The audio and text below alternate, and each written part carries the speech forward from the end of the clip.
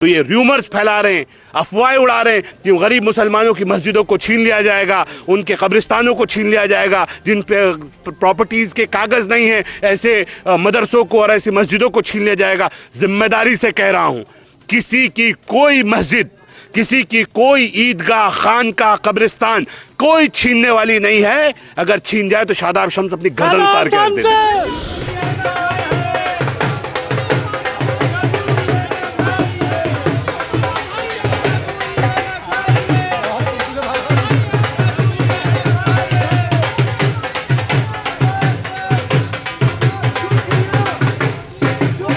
सालों में नहीं हुआ वो अब होगा। इन वक्त की संपत्तियों पे अच्छे हॉस्पिटल्स बनेंगे, अच्छे स्कूल्स बनेंगे, अच्छे कॉलेजेस बनेंगे और गरीबों को इनके ऊपर बनाकर अपने घर दिए।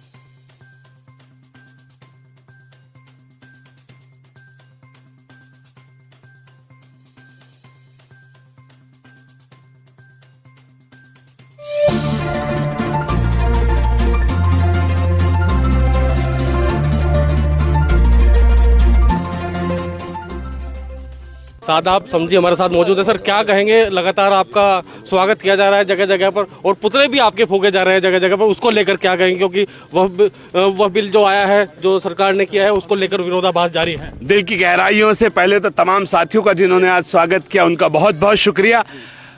गरीब मुसलमानों को उम्मीद दिलाना ये मोदी जी का काम था और उन्होंने इस काम को बखूबी अंजाम दिया है। जो वक्फ अमेंडमेंट एक्ट है उसका नाम उम्मीद रखा है।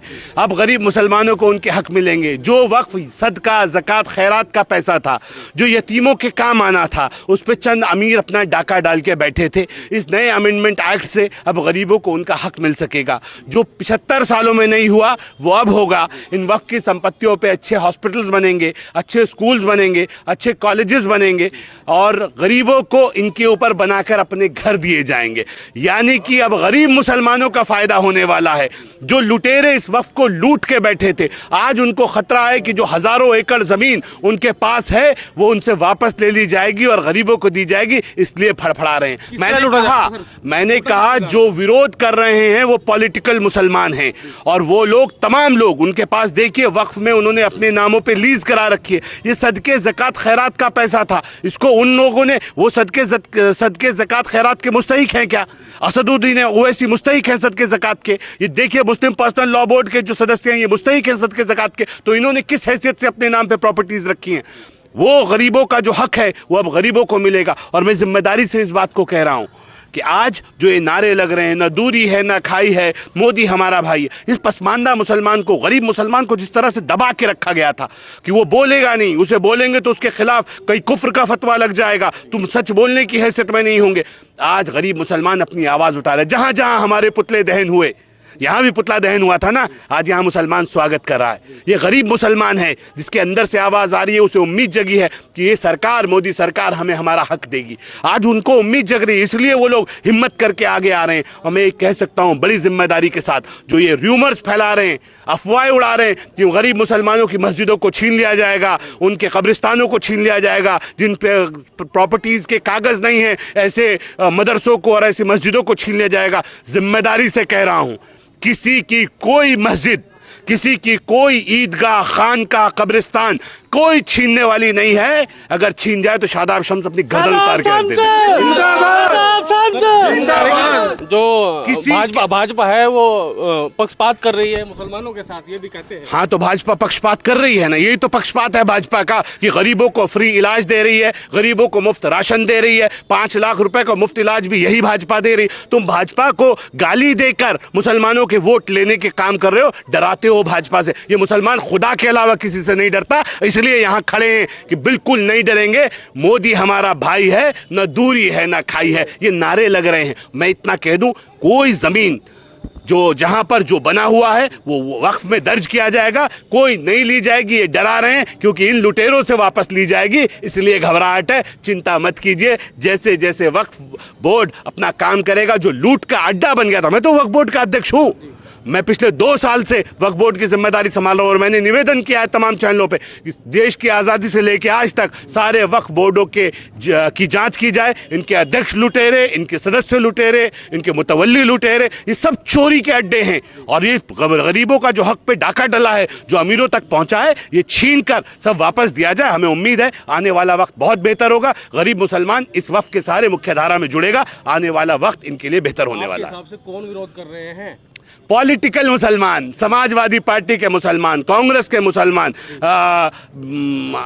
आम आदमी पार्टी के मुसलमान, ये सारे हरी टोपी, नीली टोपी, लाल टोपी, गोल टोपी का सहारा लेके आगे आ रहे हैं। तो हम यही बता रहे हैं कि विरोध करने वाला आम मुसलमान नहीं है, ये पॉलिटिकल मुसलमान है। ये टोपी पहन के आज सामने दिख रहा है। गरीब मुसलमान का सहारा मत लीजिए। चोरी आपने की, एक एक पाई पाई का हिसाब आपसे होगा। जिसने वक्फ का पैसा खाया है, इतने लंबे लंबे कीड़े पड़ेंगे, यहां भी हिसाब होगा और ऊपर वाले की बारगाह में भी हिसाब होगा। पसमानदा मुसलमान है, जिस तरह से गरीब पसमानदा मुसलमान साथ आ रहा है, जहां जहां हमारे पुतले दहन हुए वहीं देखिए, सादाब भाई एक ऐसे व्यक्ति हैं जो गरीबों की हिमायत करते हैं, मजलूमों की हिमायत करते हैं। इन्होंने बड़े बड़े चैनलों पे जाकर वक्फ माफियाओं का पर्दाफाश किया है। ये जितने भी वक्फ के अध्यक्ष हैं, मुतवली है, वक्फ के मुतवली चोर है, अध्यक्ष चोर है, यहाँ तक के वक्फ के अधिकारी भी चोर है।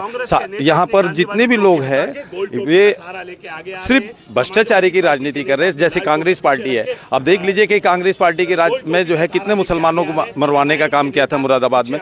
जो लोगों को मरवाने की बात करता है, जो लोगों के अधिकारों को दफन करने का काम करता है, वे आज मुसलमानों की हिमायत करने का काम कर रहे हैं। ये सब पॉलिटिकल मुसलमान है। जो करीब पसमानदा मुसलमान है वो भारतीय जनता पार्टी के साथ है और भारतीय जनता पार्टी के साथ सबका साथ और सबके विकास को नीति लेके चल रही है। और भारतीय जनता पार्टी ने जो पढ़ लिया था कि देश की सेवा ही हमारे लिए धर्म है, आज वो भारतीय जनता पार्टी की सरकार ने वो काम करके दिखाया है कि देश एक है।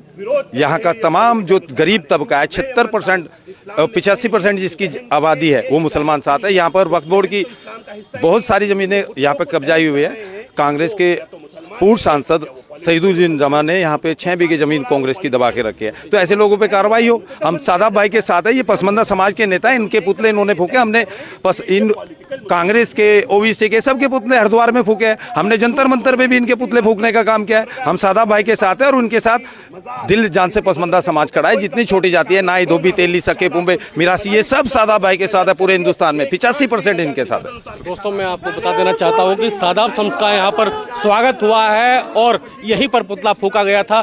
जहाँ पर पुतले फूके गए थे वहाँ पर ही सादाब शम्स जा रहे हैं और वहीं पर उनका स्वागत हो रहा है। नितिन कुमार उड़की।